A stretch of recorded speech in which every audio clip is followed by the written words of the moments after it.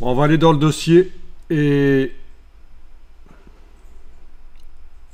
dans décor de départ, on va ouvrir celui-là, le Snow Covered Street.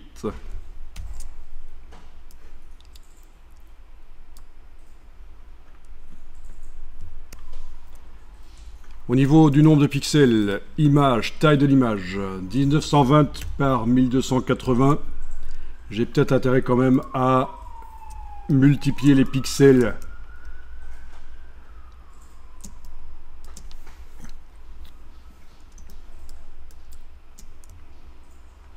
Donc tentons par le filtre Neural Filters, Super Zoom, 3 fois par exemple. Qu'est-ce que ça va dire?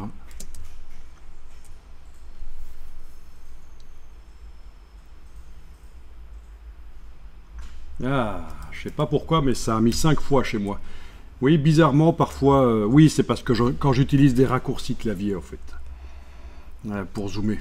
C'est pour ça que ça enclenche autre chose que ce que j'avais demandé.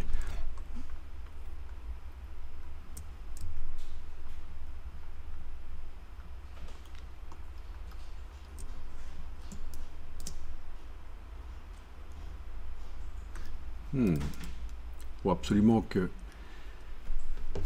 Voilà. Vérifiez bien qu'il est toujours bien indiqué 3 fois, parce que ça a tendance à changer quand on fait des raccourcis clavier.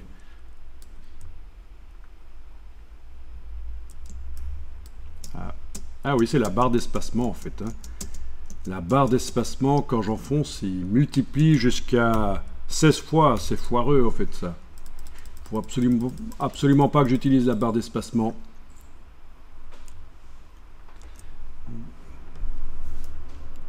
Donc heureusement, c'est la main d'office. Parmi tous les petits outils qui apparaissent là, c'est d'office la main. Donc il faut que je me force à ne pas utiliser la barre d'espacement. Voilà. Alors, netteté, je vais peut-être augmenter la netteté. Supprimer les artefacts JPEG, s'il y en a, ils vont être supprimés.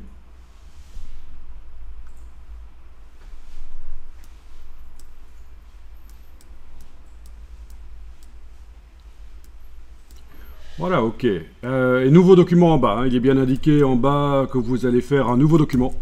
Ok. Et donc, voilà le nouveau document.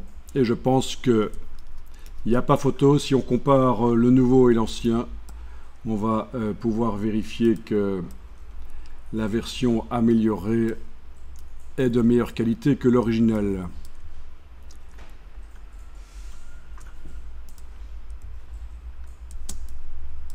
Voilà.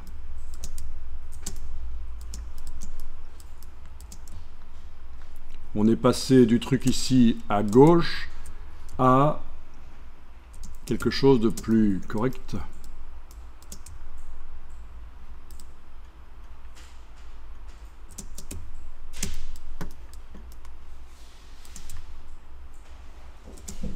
Donc ça, c'est le genre de choses, c'était de la science-fiction il y a encore 3 ans. C'est des logiciels qu'on voyait dans des mauvaises séries sur le FBI. Et puis voilà, ça arrive. Vous savez, quand on faisait apparaître, au départ de 3 pixels, on faisait apparaître le numéro de plaque d'une voiture. Ok, donc je continue avec l'image d'origine, là en fait je la supprime, voilà. Et je continue au départ de l'image améliorée. Donc plus de pixels, ça veut dire que si j'amène la lionne dans cette image, ben, elle sera peut-être pas trop grande. Elle sera peut-être un peu trop grande, je pourrais la réduire un peu, mais en tout cas, pas beaucoup. Je ne devrais pas la réduire énormément. Donc, je suis ici dans l'image où il y avait les 3 lionnes, dont celle dont vous avez modifié les yeux, là. Alors, palette des calques. On essaye de repérer laquelle c'est, en éventuellement faisant clignoter les yeux, ou vous avez aussi l'outil de déplacement avec, dans la barre contrôle ici, sélection automatique groupe. Sélection automatique groupe, et alors quand vous cliquez sur une lionne ou l'autre, vous avez son groupe qui s'active. Voilà. Donc, je vais quand même désactiver ça au-dessus. Donc, c'est celui-là que je vais déplacer vers le décor de neige. Voilà. Elle est quand même encore fort grande, mais non, elle paraît grande. Parce qu'elle est là au fond, par rapport à la ligne d'horizon, elle est bien au-dessus de la ligne d'horizon. Vous voyez la ligne d'horizon, qui est une ligne qui traverse ici à peu près au fond de la rue. Et donc la lionne, là, quand elle déborde de la ligne d'horizon, elle paraît géante. Mais si on la met là, sans qu'elle ait changé de taille, elle paraît à taille normale. C'est génial ça. Donc ça, c'est une astuce, je vous montre. Quand vous faites une composition, et là je fais apparaître les règles et je tire un repère, mais ça vous ne le faites pas. Je vous ai matérialisé la ligne d'horizon par un repère horizontal dans la photo. Un élément qui déborde de la ligne d'horizon, ben plus il déborde, plus il paraît grand en fait. Et plus il est en dessous, plus il paraît petit. Voilà. Alors cette photo est particulière, la photo de la rue, parce que ça a été pris en mettant l'appareil photo proche du sol. C'est pas une personne qui se tenait debout et qui a pris la photo. Donc je ne sais pas vous expliquer plus à propos du positionnement d'éléments par rapport à la ligne d'horizon, mais sachez juste que voilà, c'est comme ça que ça fonctionne, sans même modifier la dimension de la lionne, là, sa position dans l'image fait qu'elle a l'air plus ou moins grande, à taille normale. Voilà. Bien, ok. Alors, ok, je vais la mettre comme ça, on va dire c'est bon. Je vais demander affichage, afficher repère, je vais aller décocher les repères parce que j'ai plus besoin de voir ce repère horizontal. Et vous allez enregistrer l'image. Donc là, je vais l'appeler rue neige-01. Oui, c'est très évolué comme nom, mais voilà.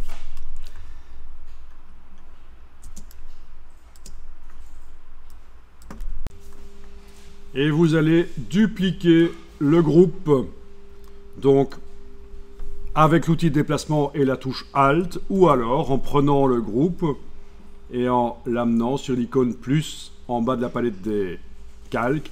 Il y a encore plein d'autres méthodes pour dupliquer les choses, mais en voilà une. Et je me retrouve avec deux éléments parfaitement superposés. Avec l'outil de déplacement, je déplace, on voit qu'il y en a bien deux. Parfait. Donc on a la lionne qui est réellement à droite et on a celle qui est à gauche maintenant.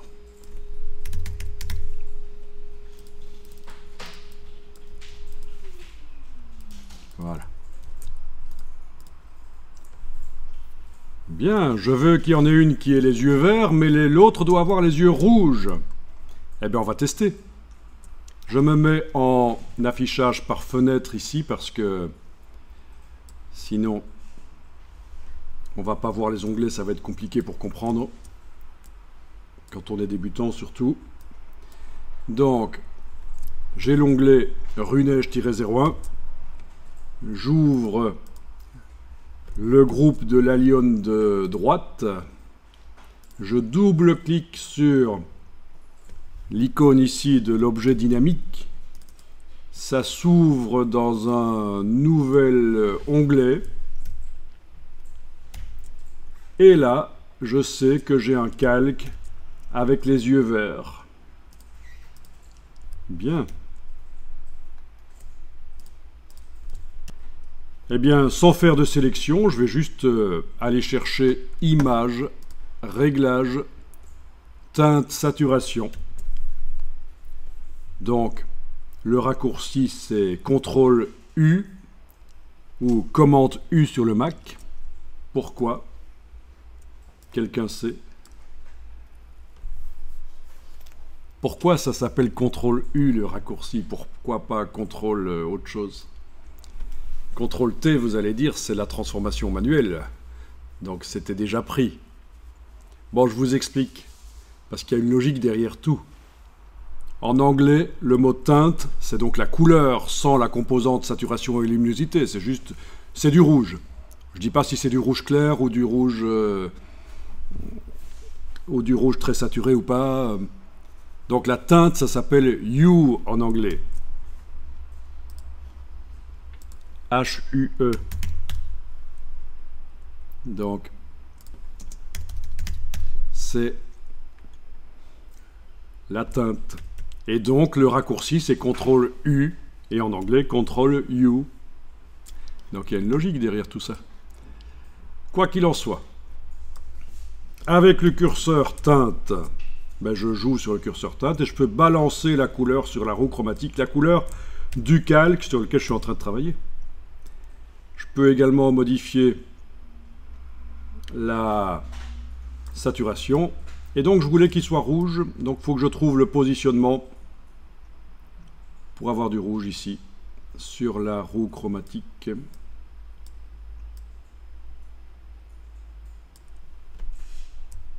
Voilà. Ok. Peut-être que je dois quand même aller modifier le mode de fusion du calque en me mettant là, au-dessus, et en faisant agir la roulette. Non, c'est quand je suis dans le menu, la roulette. Parce que j'avais pas du rouge très vif, en fait. Ah, voilà, incrustation. Ah non, ça a changé. Incrustation, on a dit. Voilà, ok. Un peu d'opacité en moins. Allez, on va dire que c'est bon comme ça.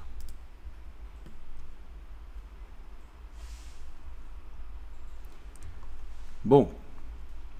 Donc, dans le travail ici, c'est là que ça va être un peu plus complexe que vous ne pensez que ça l'est.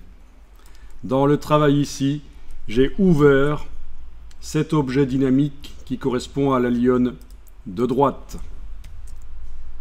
Je viens de le modifier là-dedans. Je vais maintenant faire fichier enregistré. Je vais voir là. Et les deux lionnes ont les yeux rouges. Ah ah! Pourquoi? Pourtant, j'ai modifié que celle de droite. Quelqu'un a une idée pourquoi les deux se sont modifiés? C'est une duplication qui lie les éléments. Intéressant comme concept. Et tout à fait exact en fait. C'est ce qu'on appelle une occurrence. Donc quand on duplique un objet dynamique dans une photo, en réalité, on ne fait que ajouter une copie de l'objet dynamique en quelque sorte. C'est une occurrence. Donc ce qu'on va faire ici, c'est d'abord je vais fermer le groupe qui est ici. Voilà. Le groupe qui s'était ouvert, le contenu de l'objet dynamique. Vous ouvrez donc le groupe de la lionne de droite. Et l'objet dynamique qui est là, vous allez l'activer comme ça. Puis vous allez demander menu calque, objet dynamique, nouvel objet dynamique par copier. Voilà. Donc dans le groupe, vous avez maintenant deux objets dynamiques. Celui que vous venez de copier, enfin je veux dire l'original qui vient d'être copié, et la copie de l'original. Voilà. Je peux le renommer ici pour indiquer qu'il est indépendant. Oui, parce que la technique de copie qu'on vient de faire ici, contrairement à celle précédente, la touche Alt est déplacée, ou amener le groupe sur le signe plus dans le bas de la palette des calques, eh bien cette technique de copie de l'objet dynamique, donc c'était donc calque, objet dynamique, nouvel objet dynamique par copier, ça a rendu indépendant l'objet dynamique. Donc je vais pouvoir déjà jeter celui-ci, il ne me sert plus l'original. Voilà. Et on va aller modifier le contenu de celui-là. On va voir ce qui va se passer. Est-ce que je vais pouvoir lui donner une couleur différente de l'autre? En principe, oui. Ce qui est vicieux, c'est qu'il n'y a rien qui indique que c'est un objet dynamique qui n'est pas une occurrence, qui n'est pas, qui est indépendant en fait. Alors on double-clique sur l'objet dynamique. Son contenu s'est ouvert dans un groupe. vous avez toujours le travail sur le calque là. Vous allez faire CTRL U, commande U sur le Mac. Vous allez changer la couleur. Voilà. Vous faites fichier enregistré. Vous allez voir dans le document. Et c'est réussi. On a réussi à modifier cet objet dynamique sans que l'autre ne se modifie. Voilà, donc cette dernière partie ici, j'avoue, on commence à aller vers du Photoshop un peu plus avancé. Mais enfin, ça vous explique que ça existe. Ça vous explique que si vous dupliquez un objet dynamique et que vous modifiez n'importe lequel d'entre eux, qui sont dans le trucage, ils vont tous se modifier. Et que c'est normal. Et qu'il y a une solution pour que ça ne se passe pas comme ça. C'est la solution, c'est de dupliquer l'objet dynamique par calque, objet dynamique, nouvel objet dynamique par copier.